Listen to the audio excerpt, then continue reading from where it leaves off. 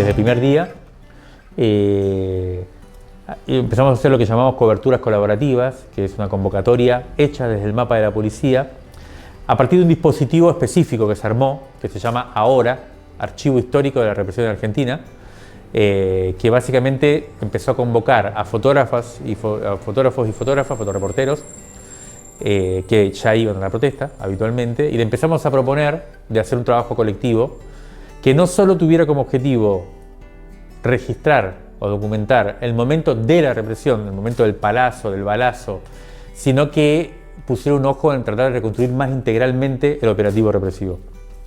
Entonces nos organizamos, empezamos a poner un lugar donde juntarnos una hora antes de la convocatoria de la marcha, en un lugar cercano a la manifestación, y generamos una estrategia de cobertura colectiva, en donde nos dividimos el territorio, digamos, en diferentes cuadrantes, cada uno ocupa uno, documenta.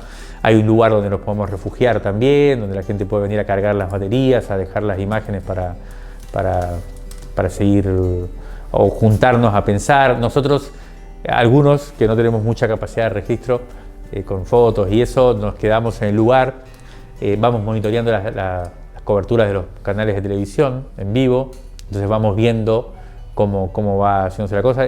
Tenemos grupo de WhatsApp, y ahí en vivo vamos diciendo, che, está pasando tal cosa, habría que ir para allá. Tratamos de entender cómo va el operativo.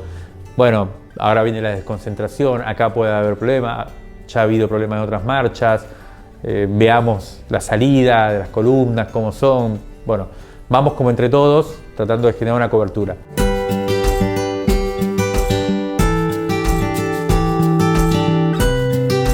Sí, la imagen clave para comenzar fue un video que filmó un compañero de acá de FM de la Tribu, que él había ido, él no es fotógrafo, sino que es más bien, cronista, y había ido a cubrir la marcha, y con el celular estaba grabando cómo reprimían.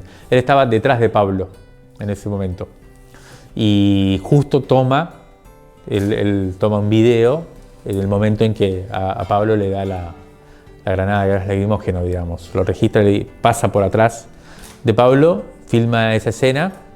Ese video fue clave. Después nosotros eso lo vinculamos con otros dos videos de drones, dos drones distintos, uno de A24 y uno de TN, que retomaron la misma escena, pero la parte donde se disparaba. Como te decía, el registro de este compañero fue desde atrás de Pablo. Entonces se veía muy bien cómo vino la bala, la granada, se logró ver la trayectoria, eso fue fundamental, pero no se veía mucho de dónde salió, se veía ahí al fondo. Entonces los videos de A24 y de TN nos permitían ver desde arriba del lugar donde salió.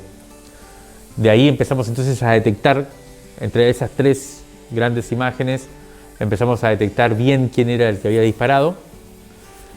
Ahí detectamos que, ahí empieza el trabajo de individualización de quién es el que disparó, con una serie de señas o de características. En este caso fue bastante fácil hacerlo porque tenía un traje, un uniforme mucho más claro que el del resto.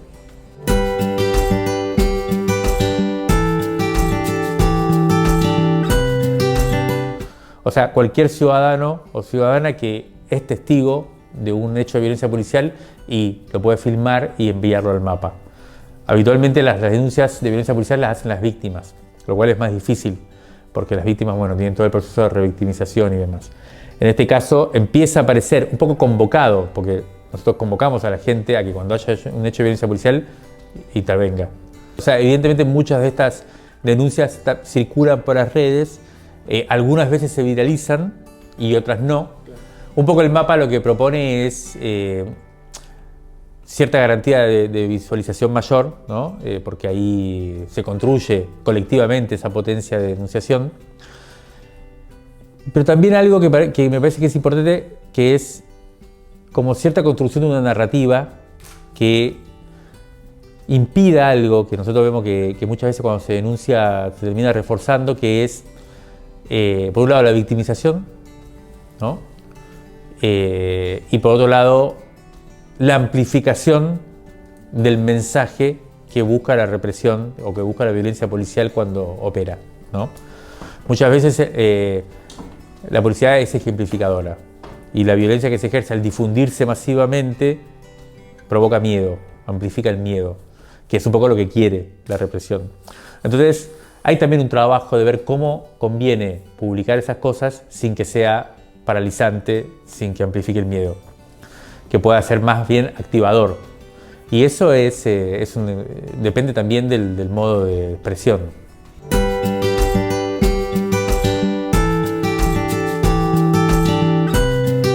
El principal motivo de la violencia represiva es el intento de cumplir el protocolo de Patricia Bullrich, digamos, el protocolo de movilizaciones, que es absurdo, que tiene como objetivo que no se corten las calles.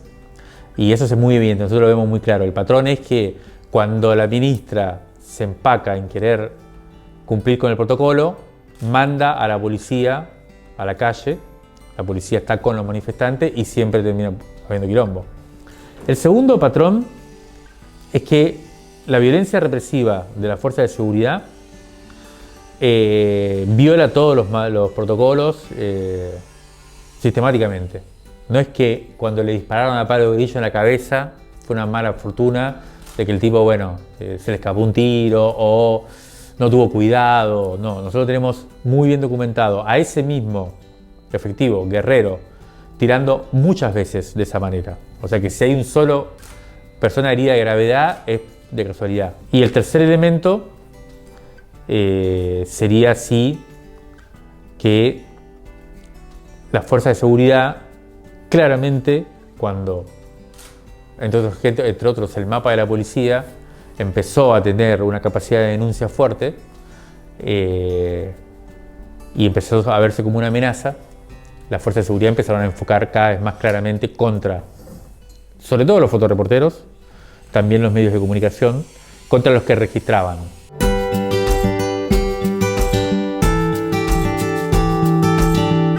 Yo creo que tenemos que pensar ahora para este nuevo ciclo que se abre, si logramos reconstruir una fuerza social emancipadora, digamos, que vuelva a tener la posibilidad de desplegar una mayoría y de controlar o de llegar al Estado, a las instituciones, tenemos que aprender lo que hicimos mal en el ciclo anterior, que fue precisamente que se invierta esa lógica de la politización, que siempre va de abajo hacia arriba, pero que en determinado momento yo creo que las formas tradicionales de la política te intentan convencer o logran convencerte de que la política va de arriba hacia abajo y de que los que tienen la fuerza y el poder son los dirigentes y los que están arriba.